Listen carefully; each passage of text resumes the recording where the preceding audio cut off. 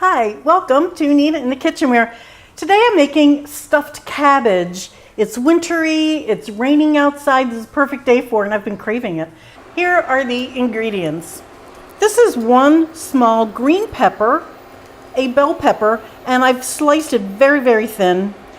With that is 2 cloves of garlic that's been minced, and then I have some grated onion, and all of that was done in a food processor. I also have some minced celery. This is 1 stalk of celery which I've minced. Again, that was processor. And this is 1 28-ounce can, which is 796 milliliters of tomato, which I whirled up and made that into a puree. I also have 1 head of cabbage, and this is a Savoy cabbage, if you've never seen it. It's the wrinkly skinned one. It's delicious. I have some white cabbage leaves as well. You want to keep these leaves that are very green. If they're very tough, you just line the bottom of your pot with them. But these are flexible enough. I'm going to use those for the filling when we finish that. The filling, this is by weight, equal amounts of beef and pork. The pork is from a roast that I made, so it's already cooked actually. The beef is ground beef. These are ½ a pound each, about 220 grams. And then I have just about an equal amount, just eyeballing it, of rice that was leftover cooked rice. This is going to be about 3 tablespoons of minced parsley. I'll just chop that later. I'm going to start by removing this core and then putting this whole head into boiling water. So I'm just going to boil this. I have a pot in the back. As soon as the leaves are wilty, you just start peeling them off, and those become the leaves that you stuff. In the meantime, this is going into a low heat. These vegetables are going to cook on a low heat for 4 or 5 minutes. You want them to be soft. They'll cook a little longer in the sauce that we're making. Right now, I'm just going to put this cabbage along with these leaves into the boiling water. That'll take another 5 minutes or so, and I'll be back. I'm just finishing up with this parsley. Half of it can go right into the meat mixture, and then the rest will go into the sauce that we're going to make. The celery goes into the meat mixture, along with a little salt and pepper. Just adding a small amount of salt, because the only thing that needs it really in this is going to be the beef.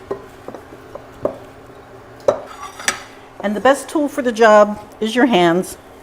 The pot in the back has the cabbage in it, and what you do, because it's been cored out, the leaves will just fall off as they wilt. They fall off into the water.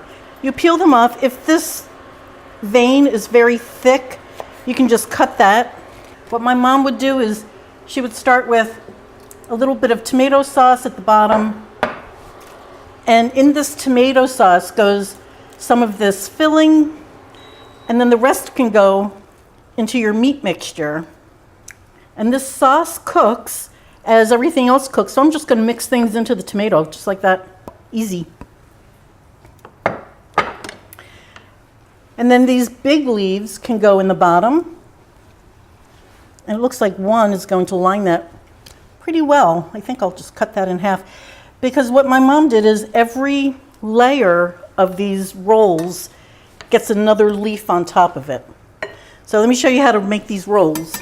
You just put a little filling in here. You make it into an oblong shape, and then you just roll it up, put the sides over, and keep rolling. And there's one. I'll do that again. So we take some of the filling. Of course, the bigger leaves will get more filling than the smaller ones. Shape it into an oblong, and then you just fold the leaf over, fold the sides in, and keep rolling it up. And there's another one. So you just keep going like this, and I'll show you what this bottom layer looks like when it's filled. This is what the first layer looks like. I can probably fit one more in here. You really want to kind of cram them in. I'm putting one more layer of tomato sauce on top. So there's another layer of tomato sauce. Just kind of spread that around. And then you get these bigger leaves, cover that. And these leaves are really good to eat just like that. They come out, of course, they're stewed with everything. So you just build this until you get to the end. A friend of mine who is Hungarian also puts kielbasa in hers, which is delicious. This last piece is awfully tiny, but I got every little piece of that stuffing. Now the rest of this gets poured on top, and I'm going to put more leaves on top of this.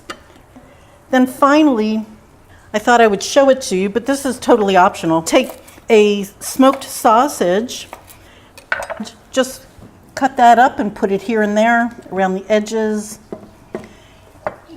With the cabbage water, so the water that you boiled the cabbage in goes into the cup and at about the same level, so that was 28 ounces or 796 milliliters.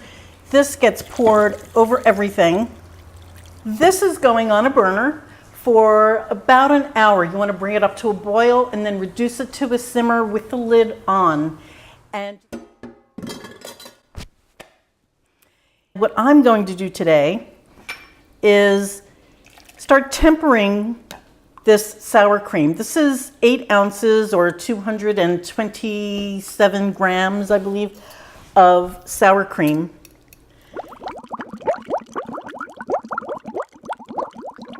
So we're just going to mix that up together. Oops. I also have a little more parsley that's going in just to give it a fresh taste. And then let's see if we can worm this in here a little bit. So now this creamy sauce just goes back in. And you can just sort of